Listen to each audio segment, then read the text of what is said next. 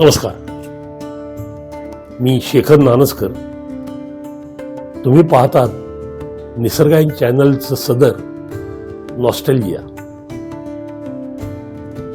सगळंच खूप बदललंय, एक जनरल स्टेटमेंट आहे, पण ते खरं आहे. साधारणतः 50च्या पुढचे जे आहेत ते हे वाक्य ठामपणे म्हणू शकतात. त्याचं कारण असं आहे की एकेकाळी माझ्या लहानपणी शाळेत असताना असलेलं पुणं, त्यावेळची शहरं, त्यावेळची गावं, त्यावेळचे हमरस्ते, सगळाच महाराष्ट्र किंवा देशही ज्यांनी पाहिला असेल त्यांनी, त्यावेळेचा खर्च वेगळा होता. त्यावेळी लोकसंख्या एवढी नव्हती. पेठांमध्ये राहणारं पुणं होतं. सरस्वती मंदिर पाशी पुणं संपत होतं. बाजीराव रोड नव्हताच. मी माझ्या डोळ्यासमोर पाहिले, गरवारे कॉलेजच्या पुढं नळस्टॉपच्या इथं वस्ती संपत होती. शाळेमध्ये असताना अनेक गोष्टी वेगळ्या होत्या. म्हणजे त्या काळची हवा वेगळी होती, खूप स्वच्छ वाटायचं. त्या काळचे पडणारे ऋतू वेगळे होते. थंडी खूप जोरात पडायची, कडाक्याची थंडी असायची. पावसाळा सुद्धा 7 जूनला सुरू व्हायचा. 4 महिने बदाबदा पाऊस कोसळायचा. उन्हाळा कडक असायचा. बहुसंख्य जणांकडे एसी जाऊन द्या, पंखे पण नव्हते. पत्र्याची घरं होती, पण तरी लोक इथं उन्हाळ्यात सुद्धा सुखाने राहायचे आणि पुणे थंड हवेचं ठिकाण म्हणलं जायचं. याचं कारण खरंच पुण्याचं तापमान एवढं नव्हतं. मला आठवतं 75 साली पुण्यामध्ये बिल्डिंग व्हायला सुरुवात झाली आणि त्यानंतर हळूहळू वाडे पडत गेले, बिल्डिंगा वाढत गेल्या आणि पुण्याचं तापमान हळूहळू वाढायला लागलं, उकडायला लागलं, गरम व्हायला लागलं, अस्वस्थ व्हायला लागलं. मला आठवते मी शाळेत असताना गच्चीत झोपायचो आणि झोपल्यानंतर वर पाहिलं की अख्खा आभाळ ताऱ्यांनी भरलेलं दिसायचं. आता जर तुम्ही गेलात तर तुम्हाला आभाळच दिसत नाही. जे आभाळ दिसतं त्याच्यावर एक धुरकट असा थर असतो, त्याच्यातून तुम्हाला तारे दिसत नाहीत. थंडी एवढी पडत नाही. पावसाळा कधीही सुरू होतो, कधीही संपतो. हा सगळा बदल तर ऋतुमानात होतच गेलाय, पण राहणीमानातही होत गेलाय. म्हणजे पुण्याची एवढी बेफाट लोकसंख्या वाढली. मला आठवतंय 9-9:30 झोपणारं पुणे आठवते. 5-5:30 50-60-70% जागा होणारं पुणे आठवते. या सगळ्या पुण्यामध्ये फरक पडत गेला. ते सायकलिंगचं पुणे होतं. फारसे आवाजच नव्हते. त्या काळचे सण समारंभ मला आठवतात. त्या काळचे गणपती मला आठवतात. गणपती त्यावेळी सांस्कृतिक होता. वाड्यावाड्यामध्ये सार्वजनिक गणपती बसायचे. त्या गणपतींचे कार्यक्रम हे खरंच सांस्कृतिक असायचे. प्रत्येकाला त्याच्यात काहीतरी सहभाग घेता यायचा, काहीतरी स्वतःचं अस्तित्व दाखवता यायचं. आणि सण हे घरोघरी साजरे व्हायचे. सगळे सण साजरे व्हायचे. म्हणजे तुम्हाला आश्चर्य वाटेल, रथसप्तमी नावाचा एक सण हा सुद्धा पुण्यामध्ये साजरा केला जाईल. एका सुगड्यामध्ये दूध घालून ते दूध उकळवलं जायचं आणि अंगणामध्ये असं दूध उकळताना मी पाहिलं.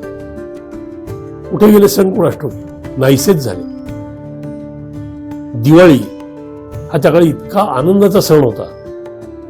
त्याचे फराळ, त्याचे छोटेसे फटाके आणि एकत्रित मिळून वाड्याच्या अंगणात उडवलेले फटाके, सणांचं स्वरूपच खूप वेगळं होतं.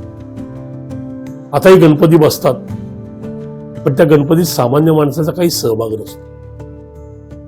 मंडळ आहेत, पण ते आयते देखावे आणतात, काहीच करायचं नसतं. सामान्य माणसाला गणपतीमध्ये स्वतःचं काहीतरी कर्तृत्व किंवा काहीतरी कलागुण दाखवायला मिळावं अशी संधीच उपलब्ध नाही. दिवाळीचे फराळ, घरोघरी बायका फराळ करायच्या, आता होत नाहीत. सगळीकडे बाजाराची चव असते. हळूहळू हे सगळं संपत चाललं. मला आठवते पुण्यामध्ये वाड्यावाड्यात भोंडला चालायचा. मी गेले अनेक वर्ष भोंडला शोधण्याचा प्रयत्न करतोय, पण कुठंच दिसत नाही. सण बदलत गेले, सण संपत गेले, त्यांचं जे स्वरूप होतं ते स्वरूप नाहीसं होत गेलं. हवा बदलत गेली, पुण्याच्या नद्या बदलत गेल्या. पुण्याच्या नदीमध्ये ओंकारेश्वरापाशी लोक पोहायची. मी स्वतः विठ्ठलवाडीच्या नदीत पोहलोय. विठ्ठलवाडीच्या इथं नदीचं पाणी मी प्यायलं. आता आहे का हिंमत कोणाची नदीत उतरायची? नद्या संपत गेल्या, नद्यांची गटारं झाली, डोंगरांवर इमारती उभ्या राहिल्या. पुण्यामध्ये असंख्य गोष्टी बदलल्या. त्याचबरोबर पुण्याच्या आसपास असलेलं लाईफ सुद्धा बदललं. मला आठवते 73 साली मी सहकारनगर जेव्हा राहायला गेलो, त्यावेळेला माझ्या कॉलनीतनं एक भेकराची जोडी पळताना मी माझ्या डोळ्यांनी पाहिली. आता हे भेकर पाहायला शेकडो हजारो रुपये खर्च करून लोक जंगलात जातात. माझ्या बागेतला पालक खायला ससे यायचे, आमच्या इथे घोबडं यायची, रात्री टिटव्या ओरडायच्या. जे होतं ते सगळं संपत गेलं. आता काही नाही. आता शहर फक्त राक्षसी वाढले, इमारती वाढलेत, झाडं वाढलेत, पण त्या झाडांना काही उपयोग नाही. त्या झाडांवर लाईफच नाहीये. सगळ्यांचं म्हणून सहजीवन जे असायला पाहिजे होतं, हे सहजीवन खूप कमी झालंय. आता उरल्यात त्या फक्त आठवणी. त्या आठवणीत रमून जाणं, सुस्कारे टाकणं, चुकचुकणं, त्याचं कारण आता पुन्हा कधीही हे निर्माण होणं शक्य नाही. घड्याळाचे काटे उलटे फिरवता येणार नाही. ही सुंदर संस्कृती, हे सुंदर निसर्ग, निसर्गाला धरून असलेली संस्कृती ही जी पुण्यामध्ये होती, ही आपण घालवून टाकली. आता ती पुन्हा निर्माण होणार नाही. नवीन पिढीला ती काय होती हे सुद्धा माहीत असणार नाही. आणि याच्याच करता हा प्रयत्न, हा खटाटोप, नॉस्टॅल्जिया, जुन्या आठवणी, एक एक विषय घेऊन त्या विषयावरच्या आठवणी जागृत करणं आणि निसर्गाला धरून त्यावेळेचं कसं होतं या संबंधीची चर्चा करणं, याच्याच करता हे सदर नॉस्टॅल्जिया. आपल्यापैकी जे 50-60च्या पुढे आहेत, या सगळ्यांना या गोष्टी आठवतील. आणि या आठवल्यानंतर काहींना निश्चित दुःख वाटेल की आता हे खरंच संपलं आणि होतं ते खूप सुंदर होतं. पण आता कमीत कमी उरल्या त्याच्या आठवणी. आणि त्याच आठवणी आता आपण या सदरामध्ये पुन्हा जागृत करणार आहोत. नमस्कार.